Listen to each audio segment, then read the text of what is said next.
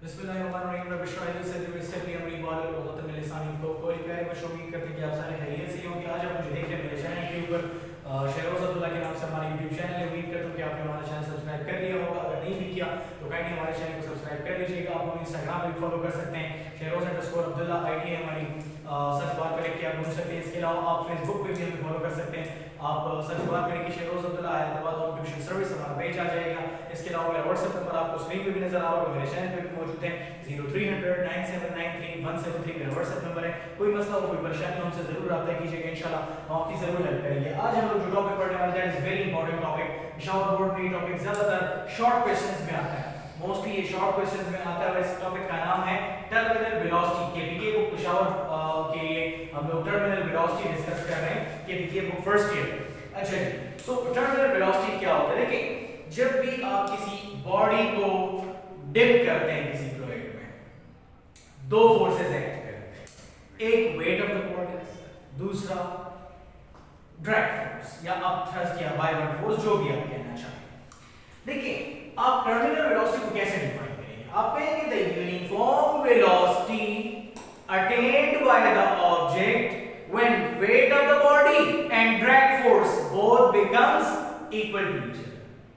आपने किसी बॉडी को डिप किया फ्लूइड के अंदर, बॉडी का वेट डाउनवर्ड और बॉडी के ऊपर जो ड्रैग फोर्स है वो अपवर्ड। जब वेट ऑफ द बॉडी और ड्रैग फोर्स दोनों आपस में क्या हो जाए? इक्वल हो जाए। जब बॉडी का वेट और ड्रैग फोर्स दोनों आपस में क्या हो जाए? इक्वल हो जाए, तो बॉडी एक यूनिफॉर्म वेलोसिटी के साथ नीचे आना शुरू हो जाता है। इस यूनिफॉर्म वेलोसिटी को क्या कहते हैं? टर्मिनल वेलोसिटी कहते हैं। सही हो गया। अच्छा, अब कैसे डिफाइन करेंगे? आप कहेंगे द यूनिफॉर्म वेलोसिटी, आप कहेंगे कि the uniform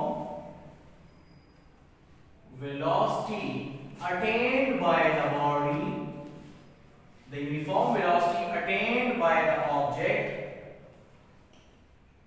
the uniform velocity attained by the object when weight of the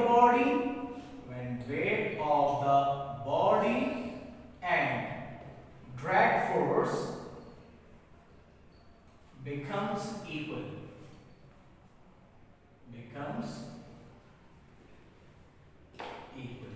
called terminal velocity। उसको हम लोग क्या कहते हैं? उसको हम लोग टर्मिनल वेलोसिटी कह सकते हैं। उसको हम क्या कहते हैं जी? टर्मिनल वेलोसिटी कहते हैं। सही हो गया। अच्छा, फॉर एग्जांपल मैं कहता हूं कि आपके पास ये एक कंटेनर था, आपने इसके अंदर एक बॉडी को फॉर एग्जांपल डिप किया। सही हो गया। इसके ऊपर वेट जो है वो डाउनवर्ड है और ड्रैग फोर्स क्या है? अपवर्ड है। जब ये दोनों फोर्सेस, वेट और ड्रैग फोर्स दोनों आपस में इक्वल हो जाए, बॉडी की जो यूनिफॉर्म वेलोसिटी होगी,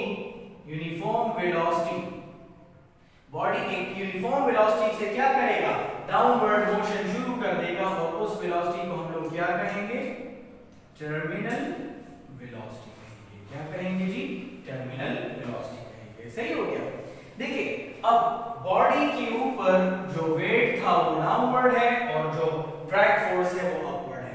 बॉडी के ऊपर एक नेट फोर्स एक्सपीरियंस हो रहा है और वो नेट फोर्स किसके इक्वल है?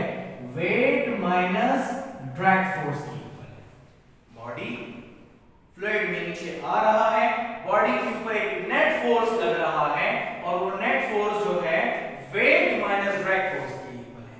आपको मालूम है कि हमारे पास ये F जो है न्यूटन सेकंड लॉ से आता है। कहां से आता है? न्यूटन सेकंड लॉ से हम लिखेंगे F इक्वल टू ma। क्या लिख सकते हैं जी? F equal to ma। और आपको पता है कि वेट इक्वल टू mg होता है। आपको ये भी पता है कि drag force 6 pi eta rv के बराबर है। ये वो बातें हैं जो हमें पहले से मालूम है, इसको हम यहां पर पुट करेंगे तो हमें इससे मिल जाएगा ma equal to mg minus 6 pi eta rv। ये हमारे पास इक्वेशन आ जाएगी। याद रखें कि ड्रैग फोर्स इज याद रखें कि terminal velocity is always a uniform velocity. कौन सी सी वेलोसिटी होती है? यूनिफॉर्म वेलोसिटी होती है, और यूनिफॉर्म वेलोसिटी से एक्सेलरेशन हमेशा क्या होता है? जीरो होता है, सही है? तो आप कहेंगे कि सिंस वी नो दैट, आपको मालूम है कि फॉर यूनिफॉर्म वेलोसिटी एक्सेलरेशन क्या होता है? हमेशा जीरो होता है। यूनिफॉर्म वेलोसिटी के लिए एक्सेलरेशन क्या होता है? जीरो होता है। तो यहां पर हम क्या पुट कर लेंगे? जीरो पुट कर लेंगे। तो ये हो जाएगा m into zero equal to M G minus 6 pi eta R V, ये इक्वेशन आ जाएगी। अच्छा, इससे हमारे पास ये दोनों कैंसिल हो जाएंगे। देखें यहां पर जो हमारे पास इक्वेशन आ जाएगी, ये तो सारा टर्म जीरो हो जाएगा, ठीक है? Zero equal to M G minus 6 pi eta R V, ऐसे हो जाएगा। अच्छा, इसको मैं शिफ्ट कर लेता हूं इस साइड के ऊपर। इसको मैं क्या करता हूं जी, इस साइड पे शिफ्ट कर दूंगा। हमारे पास इक्वेशन आ जाएगी 6 pi eta R V equal to M G, ऐसे आ जाएगा। अब 6 पाई ईटा आर वी को मैं बोथ साइड पे डिवाइड कर लेता हूं, ठीक है? Dividing 6 pi eta R V both hand sides we get, क्या मिलेगा जी आपको? आपको मिल जाएगा इस तरीके से 6 पाई ईटा आर वी, यहां पर भी डिवाइड कर लें 6 पाई ईटा आर, और v को नहीं डिवाइड करना, सही, sorry, 6 pi eta R, both side पे आप डिवाइड कर लेंगे तो ये हो जाएगा फिनिश। आपके पास जो टर्म आएगा that will be v is equal to mg divided by 6 pi eta R, ये इक्वेशन हमारे पास आ जाएगी। सही हो गया, ये इक्वेशन हमारे पास आ जाएगी। अच्छा, अब जरा गौर से देखें, याद रखें कि आपको मालूम है दो बातें। चले, इसको मैंने इक्वेशन नंबर स्टार का नाम दे दिया। क्या नाम दे दिया? इक्वेशन नंबर स्टार का नाम मैंने इसको दे दिया। अब जरा गौर से देखें, आपको मालूम है कि फ्रॉम डेफिनेशन ऑफ डेंसिटी की डेफिनेशन आपको मालूम थी।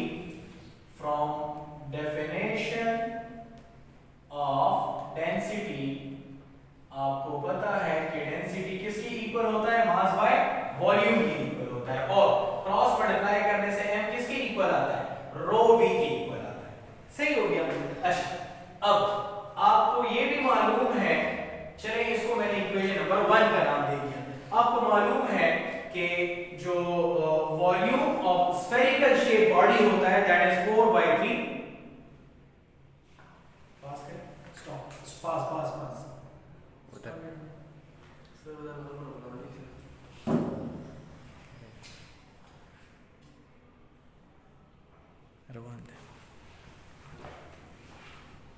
अच्छा, आपको मालूम है कि डेंसिटी की इक्वेशन जो है मास बाय वॉल्यूम की इक्वल होती है, और आपको ये भी पता है कि volume of spherical shape body कितनी होती है?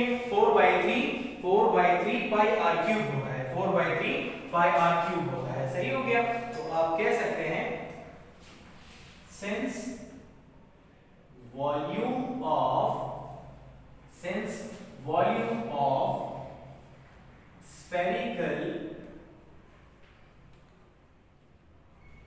shape body is v equal to 4/3 pi r cube, यही होता है वॉल्यूम। अब ये वैल्यू उठाकर मैं कहां पर पुट करता हूं? ये वैल्यू उठाकर मैं इक्वेशन नंबर 1 में पुट करूंगा। ये वैल्यू उठाकर मैं कहां पुट करूंगा? इक्वेशन नंबर 1 में। तो ये हो जाएगा putting v value in equation 1 we get, हम इसमें पुट कर लेते हैं। तो इससे आ जाएगा m equal to rho into v की जगह पर क्या लिख लेंगे? 4/3 पाई इंटू r क्यूब, ऐसे आ जाएगा। अब मैंने क्या करना है? ये m की वैल्यू उठाकर इक्वेशन नंबर स्टार में पुट करनी है। क्या करना है? m की वैल्यू को उठाकर इक्वेशन नंबर स्टार में पुट करेंगे। सही है।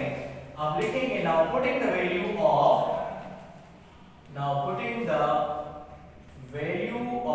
m, अब m की वैल्यू को पुट करेंगे। Now putting the value of m in equation star v get, क्या मिलेगा आपको? गौर से देखें, v मैंने अपनी जगह पर लिख लिया एज इट इज, ठीक है। अच्छा, g मैंने जगह पर लिख लिया, 6 पाई ईटा r मैंने अपनी जगह पर लिख लिया। सही हो गया। अब m की बजाय मैं क्या लिख लूंगा, m की जो वैल्यू हमने निकाली थी, ये वाली वैल्यू किसकी थी जी, ये m की वैल्यू थी। ये उठाकर मैंने कहां पर पुट करना है, यहां पर। मैं लिखूंगा रो इनटू 4/3 पाई r क्यूब। सही जी, हमने इस तरीके से लिख लिया।